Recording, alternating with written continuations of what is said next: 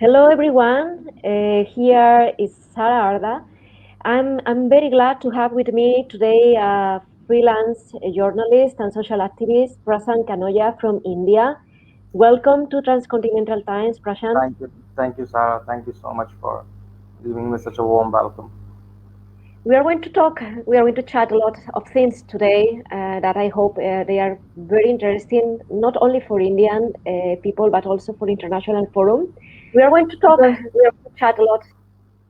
Oh, we have double voice now. Mm, And now finish. yeah, It's okay now. I think India has been more than never in the news. mm, Last 3 months, India is all the time in the international news, and not because of good things. That's the pity. And we will talk about this this morning. I hope you all enjoy this interview. And I would like to start for something personal because I reading about your profile and the work that you have been done, and being a journalist also as you are. We all study in the faculty, that we have to tell the truth. absolutely. And when colleague is said that he is not respecting the truth and that he's lying and spreading false news and creating chaos in their community, it's always like big attack. And you were even in jail at least twice, no? I think Yeah, twice yeah, for yeah.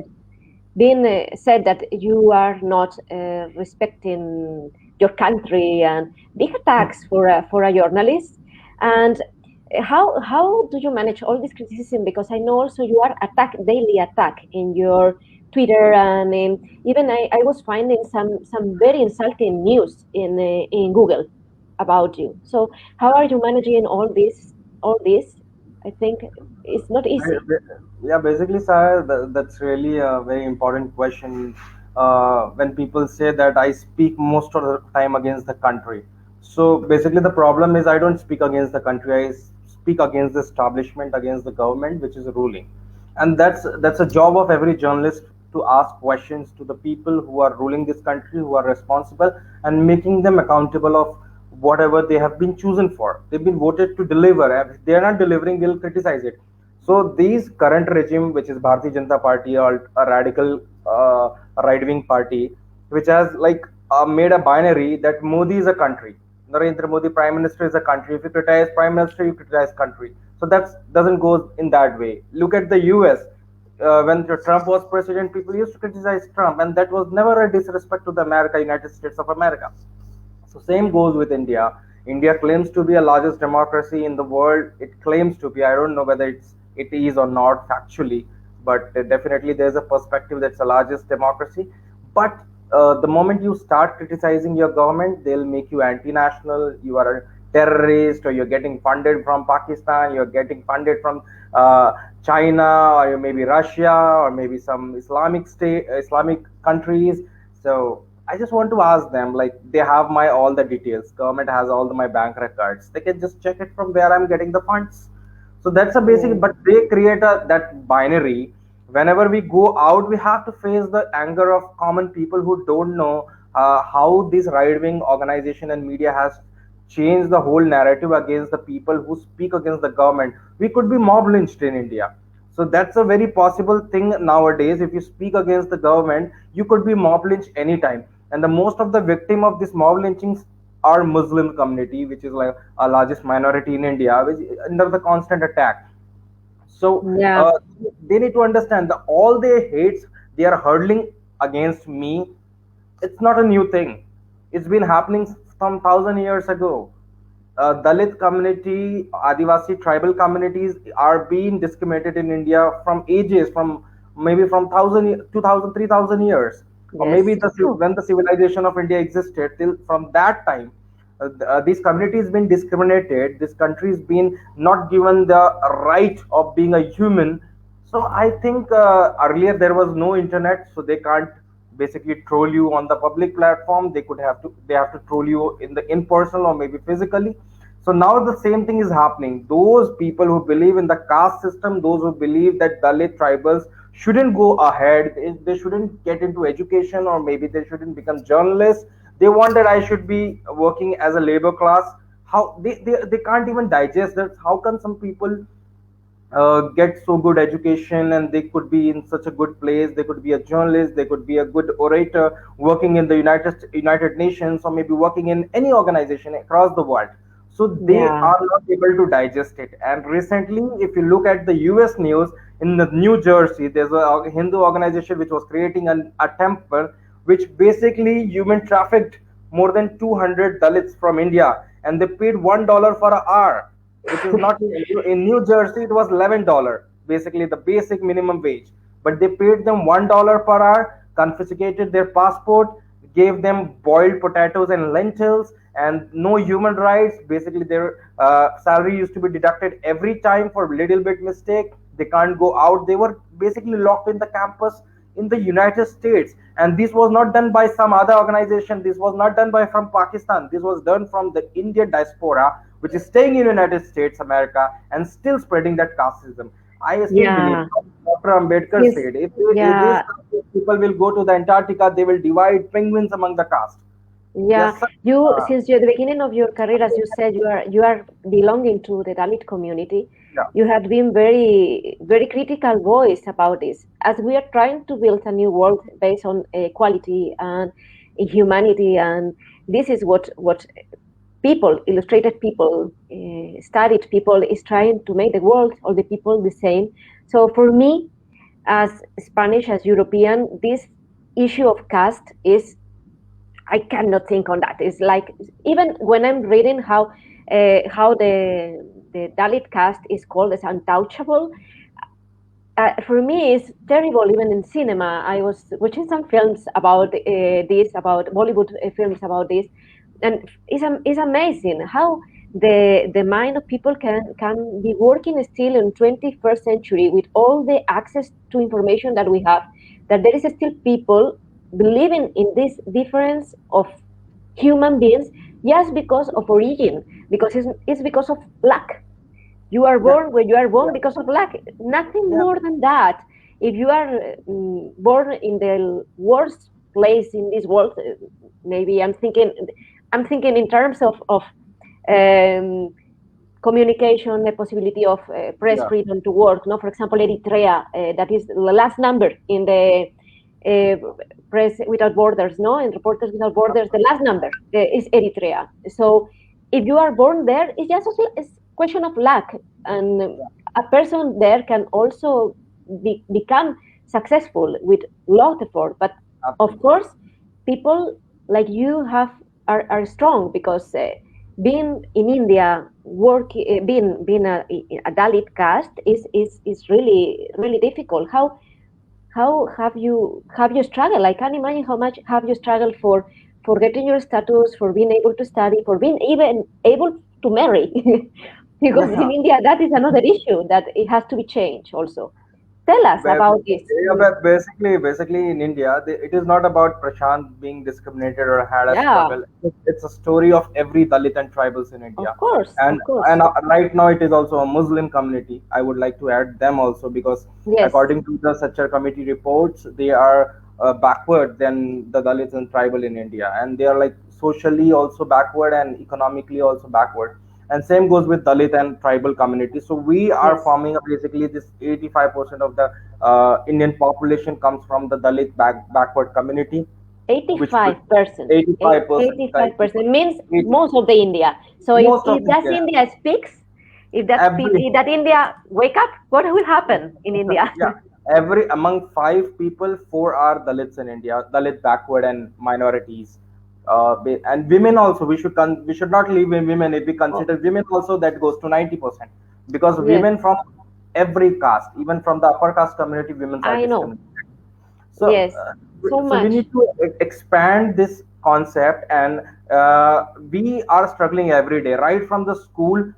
Our teachers, most of the, not I'm talking about I'm not talking in general, but teachers, your neighbors, your all the acquaintances near you, they try to pull you back and making you realize that you don't belong to this community, you belong to this community, and your you're supposed to do this work, supposedly a manual scavenging or maybe skinning the dead animals. These things are supposedly done by the Dalit caste in India.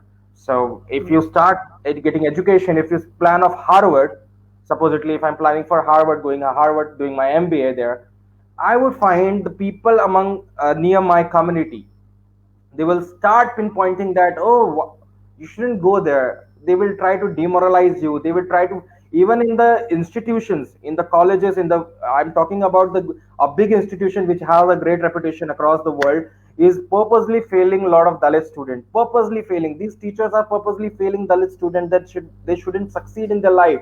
Same happens in the AIMS is the largest medical institute in India.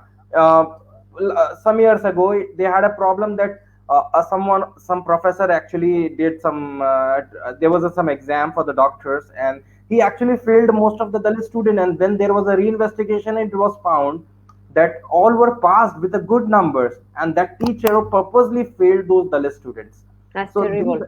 yeah, this happens every day in India, every day. It's a story of This is some terrible because you don't yeah, permit to people to success because of their origin. yeah, And that's the way of controlling and maintaining the power in the power, the, let's say, the highest class, but with that absolutely, mentality, for me, they are the down class, the lower absolutely. class.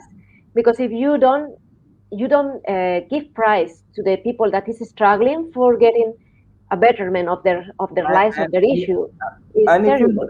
Sarah, if you look at the Western culture, they had a huge, I would say, a long history of oppressing the blacks. If you look at in US, and it still happens. I'm not saying that it has ended it, but I have seen many of my friends are still paying reparations for the oppression what their ancestor did. They are Mhm. going and apologizing them. What my grandfather did to you, I'm extremely sorry for that. But in India it is not happening in that way. They are very proud of their ancestors that they actually oppressed Dalits, they actually raped Dalit women, and it was permissible according to the Manusmriti, which is a Hindu code law, basically how this Hindu upper caste community should regulate. It has basically a law which says that raping a Dalit woman is completely fine, and it is not an offense. That's terrible. I had heard, or at least I was thinking that caste it was abolished, the regime of caste was abolished. But I think the problem is education. No, people is not having education enough, and in some communities, this is getting very difficult to take out this mindset from the people. No, so they are still believing in this difference. How to get how to solve this problem because it's big issue. What do you think we can do for solving the caste problems in India from the roots? Because the problem is the root. It's very a bit difficult in India to eradicate the caste system. I would say you can just improve things better for Dalit in India. There is also a political will needed in India, because in India, if you belong to the civil society, you're not well respected. They don't think that you're working for human rights and all.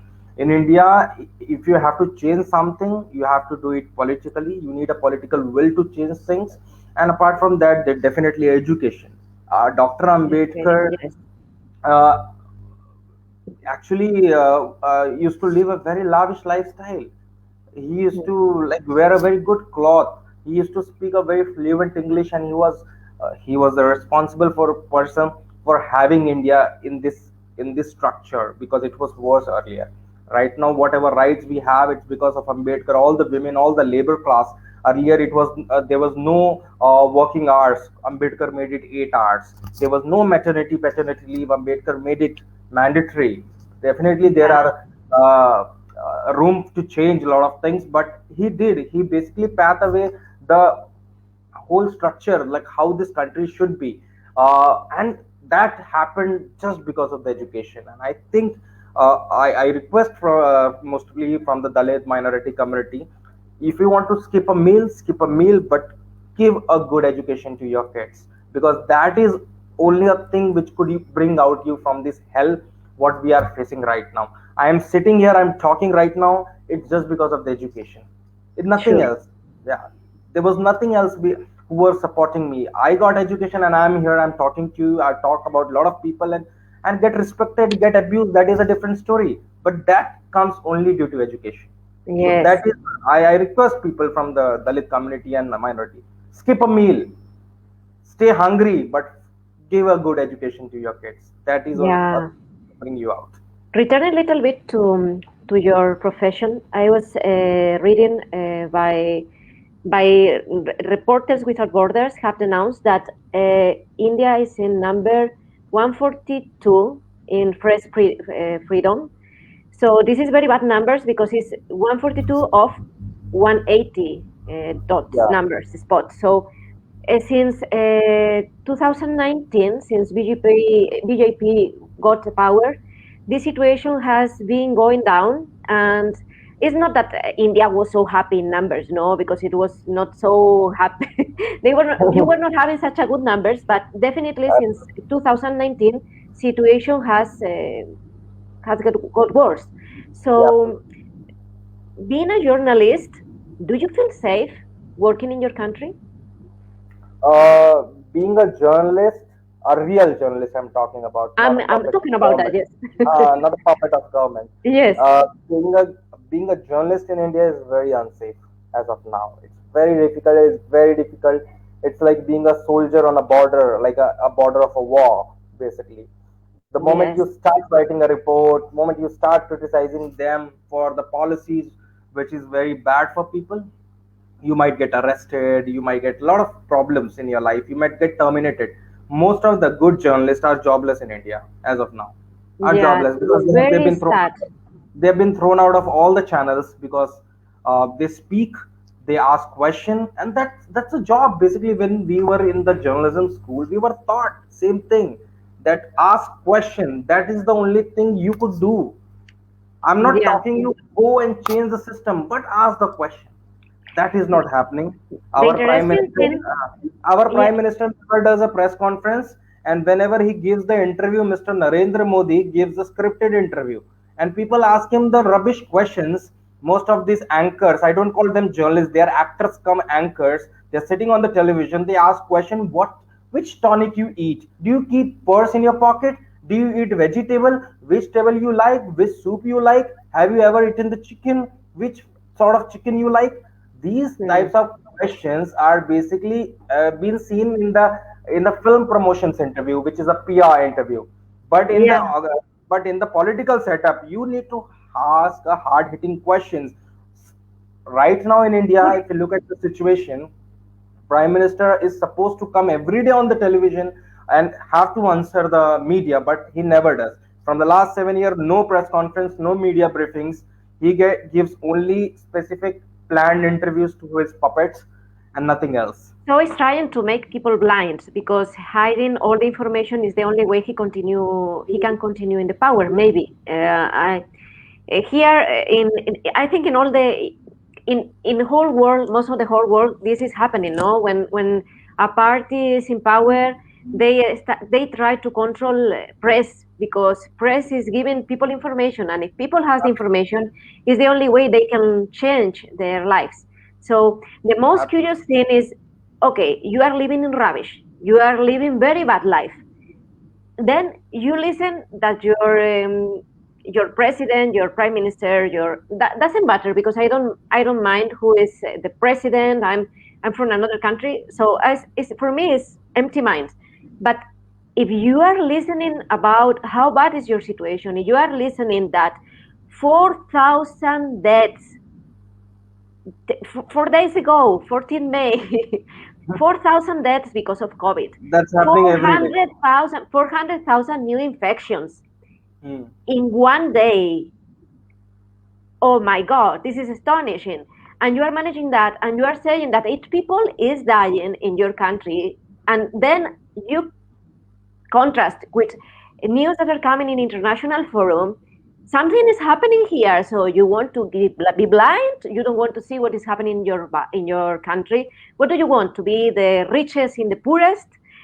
Which is the thing that these politicians want. No, this crisis has really put India in the spot because India was very happy because numbers were not very high. In Spain, we were very bad. We Absolutely. are smaller, much smaller country than India, so that figures will be the country has disappeared completely.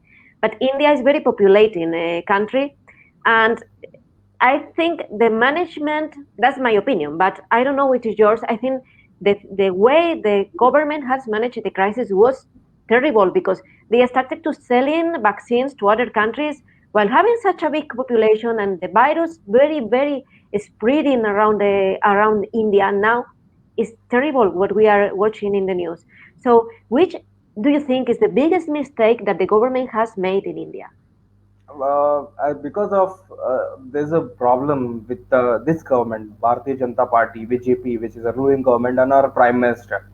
Our Prime Minister doesn't come from the background where he ever worked with the economic things or the health structure or maybe anything. His whole career is filled up with the hate, and he came into the politics and rose to this level just not because of his ideas or maybe the vision, because of the Gujarat genocide, 2002 Muslim genocide, when the thousands of Muslims were killed on the road in front of police, and no action was taken, and Narendra Modi was the chief minister, and his whole politics is built on that violence.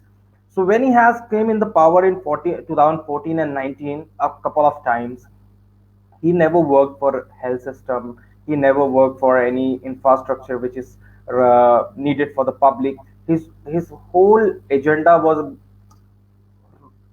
going around build a Ram temple, Ram Janmabhoomi temple, which is in Uttar Pradesh, Ayodhya.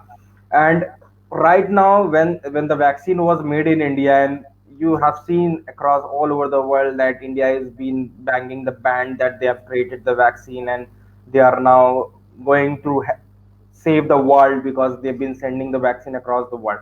Yeah. But now what's happening? They send 6 crore of around 6 crore of vaccines out of India, helping out the different countries.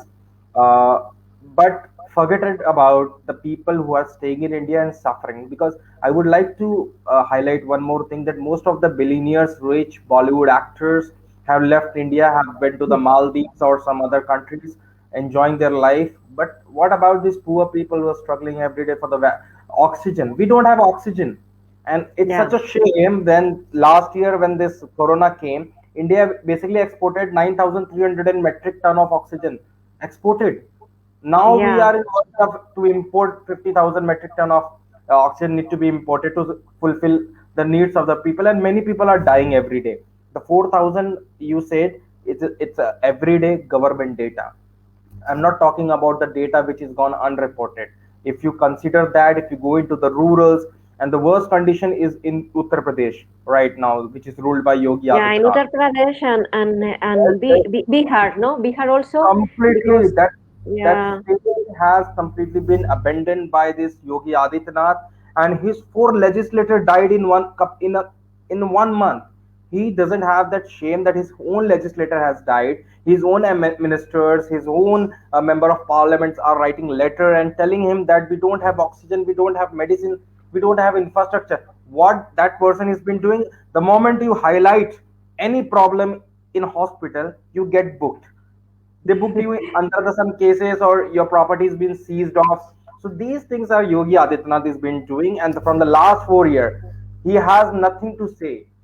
Next year there would be election when he will come into the public. He has nothing to say that I did this. He has only one thing, that I did lot of basically the condition of Muslims and Dalits in UP has worsened after Yogi Adityanath took over. They mhm, have been not listened anywhere. Multiple rape cases, Hathras rape cases, where police buried the girl body to mhm, they didn't hand over to the family to, because these are the condition of Dalit in Uttar Pradesh. And apart from having a caste virus from 1,000 years ago, now we have this coronavirus which has been mismanaged. I'm uprightly saying on the public forum that all those deaths, all the maybe 2.5 lakh deaths which has happened in India, I find Narendra Modi, our Prime Minister, is sole responsible for this, and he should resign on this position, because he don't deserve to sit on, because he has no a little bit of feeling to consider the pain and the plight of people who are facing every day. And I am pretty sure about that this will open the people eye that when you vote for infrastructure, vote for health, vote for education. Don't vote for these hate mongers who came on the riding the horse of genocide and now sitting on the on this. Look at the bodies are being floating over the Ganges. Yeah, that was another question because 4 days ago we were terrified by the news, by the appearance of 71 at least bodies floating in the Ganges, and no one knows from where they are coming. But then we were surprised before because people was swimming happily in the Ganges, that is a sacred river, and they are now drinking that water, no? So that Yeah, water they are using for drinking, that bodies are coming from the river, and no one knows why that that bodies are coming. But curiously, Uttar Pradesh and Bihar are the most infected areas in whole India. So still we don't have an explanation. They are trying to find from where these bodies are coming from, but it's very clear. This is big mess, big chaos, and very dangerous. That water cannot be drunk is super dangerous. The situation that we are watching right now in news and in reality. absolutely, absolutely. Matlab, like if you look at the photo is very disturbing. The video is very disturbing. Look at the dead bodies we lying over on the Ganges bank of Ganges, and dogs are like snatching away the dead bodies, and the eagle, the all those birds, crows are like. That's terrible. It's And really the point painful is, to. they don't know. No one knows from where this is coming, and probably they also don't know why farmers are still in middle of the all this pandemic, telling that they are against these three new laws that BJP party has approved, and that want that the corporations got more control about the farmer situation. Which farmer situations, we saw many films, we saw many news about suicide, how bad the situation of farmers in India is. And when they are claiming because they cannot resist this new organization, why all of a sudden this we want to organize the farmers and we don't want to improve? People is claiming for security, people is claiming for food, people is asking for changes, but proper changes, education, hospitals. And now we decide that the best thing we can do in middle of the COVID is to create a new law for farmers. What is this? And which is the situation right now? Because I came to know that they are still They coming to the roads, no, for but now is this is not appearing in international forum because we all know that the news have an expiration date. So the things are very bad, and when they are very bad, this disappear from the media when they start to be now. One in Spain, we are not talking about India, even if there 4,000 people is dying daily. I absolutely. have to say that. Absolutely, and you talk about the farm laws, and which is a very essential topic because from the last 6 months, our farmers have been sitting across on the borders of the national capital Delhi, and they have been unheard by this government because the problem is what people need to understand. The world need to understand this. Indian half of the population are very connected to, like dependent on the agriculture in India, and it's a sort of very indigenous economy in India where like every people, it's very unorganized sector, but like people haven't organized it. Like everyone has some sort of land which they have been cultivating and getting the crops and maybe selling out or maybe for the self consumption they are doing it. So basically most of the population in India are connected to the agriculture, and that's a very indigenous economy. And I think when the economy is very indigenous, it always flourish. And when you infiltrate it with the corporatization, when you bring in big players in them, so most of the small players definitely will be evacuated from that whole sector.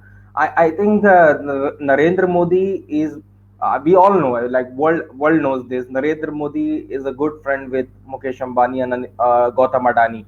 These are the two industrialists in India, and Anil Ambani is the richest among in Asia. Is the richest man in the Asia, having his business ventures from oil, from groceries, from internet, everything, telephone connections, everything.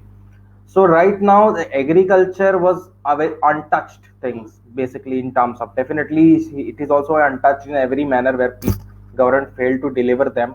There is a ten thousands of suicides every year. People are dying off. There are a big loans which are being pending by these corporates are never been asked back. But when the farmer takes a loan of 10,000 rupees, they have been harassed by these banks and these recovery agents, and with due to that humiliation they suicide. So that's a problem. So Terrible. why this government can't write off the loan which is taken by the government, because by this farmer, because farmer economy is not only dependent on the machine but it also depend on the climate. Supposedly if you invested a 10 lakh rupees True. for cultivating a piece of land, if snow if climate changes or if rain happens, the crop gets destroyed, and that's a True. loss. So government too should take the ownership of that, that these people, because of them we survived this lockdown, because of the food grains they produce, that India has gone into the Sure. surplus. That's Because this is the beginning of the production. Without yeah, farmers, we cannot live. And the problem is these people need to produce daily, and this poorest people in India need to sell and need to continue working. And without them, no one can survive. If you don't eat, you and die. That's very simple. and the Adani, Ambani, and these big corporate companies want to take over that agriculture sector, and making those landowner as a labor in their own farm. Okay, Yeah, like we will be controlling your farm, we will be exporting it. You are a yeah, owner and you start working in your own farm as a labor. It's such a shame. This is yeah. not the India. We have a lot of songs praising farmer. We have a lot of poem praising farmers. We have been, our prime minister has been saying in the speeches that farmers are the backbone of this country. But he is basically, Narendra Modi is working for this corporate, two three corporate giants, and wanted to sell off most of the banks and the institution which was made by Jawaharlal Nehru, Indira Gandhi from the past government, Atal Bihari Vajpayee, maybe some of, are being sold off to the private organization. India is the largest railway is the largest job creator in India, having more than 18 lakh of employees in a single unit. Hmm. Is been they have been planning to privatize it. So basically, they are like privatizing everything. When you privatize everything, so you don't have liability of giving them pension or taking care of the medical facilities or the reservation which ensures minimum number of Dalit, minimum number of Adivasis should be in the system. That components get out when you do everything into the private sector. So these government, basically the Narendra Modi was the worker of RS, Rashtriya Swayam Sevak Sangh, ultra radical Hindu organization, upper caste Hindu organization. I'm extremely sorry, I always Hmm. mention the upper caste Hindu ultra radical organization. Their whole idea is to make India according to the Manusmriti law, which Hmm. takes out the rights of women, that takes out the right of Dalit, tribals, minorities. They want But this that's upper caste. against what they are spreading, because Yeah, they are saying completely the opposite, and they are doing then, as you're explaining, they are doing the opposite. So saying one thing and saying the opposite. That's why they want journalists like you to be quiet, don't speak, don't put up your voice, because that's what they want to control people. You have to tell them what they want to hear, but then you can do what you want because people believes in you like if you were a god. Then yeah. they cannot think that you are going to to It's attack them, no, but really that is very dirty way of making politics, and it is very bad way of managing a country. And you know that all the things you are doing, because you know that you are talking very clear that all the things you are telling is for making your people to be awakened, to tell the people this is the way you have to believe. You have to change your world, but first knowing which is the situation that you are living in, and then if you have the facts, then you can change your life. But if you don't know what is going on, obviously you cannot change anything because you are not aware about that. And I will really, I'm really proud of journalists like you, that in spite of what they have suffered, because you were twice in the jail, and I don't think you were happy in the jail. I know you were very bad treated there just for talking. just for Now talking. Within a democracy has not. I'm not treated bad just because being a vocal against the government, but yes, definitely also because of being a Dalit. So that's a Yes, two layer of two effect. things, no? For being a Dalit plus for being talking against the government. So, Absolutely, absolutely. yeah, in spite of this, if you were again born, if you can return to the past, would you be again to a journalist? Would you be a journalist again?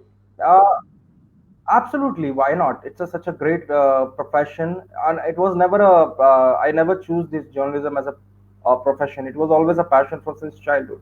I always thought of becoming a journalist, and I became, and I did whatever I could do. But the situation is not completely fine, so that was the reason for quitting this space because you can't do it. Either there's a two option.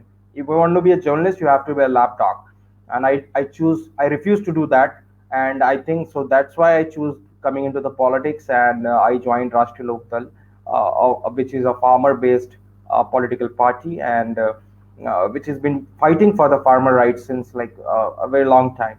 So I choose this party, and because I think a job of a great revolution is to protect the citizen from the government. So we need to That protect our should be the citizens from. opposite, no? Ideally, Yeah, the government should take care of the citizens, yeah. and ideally, we all should go for a betterment of society and betterment of this world. It was really big pleasure to have this discussion with you, Thank you. Prashant. I'm very glad. I think we were talking many things. I wish we can have you again in Transcontinental Times. It was Thank you. really great pleasure. Thank you so much, Thank you. and Thank you, sir. I wish people, I'm pretty sure many people in international forum is going to be surprised with all the things are happening right now in India. Thank you so much, all of you, for watching us. See you next time. Thank Bye. you so much.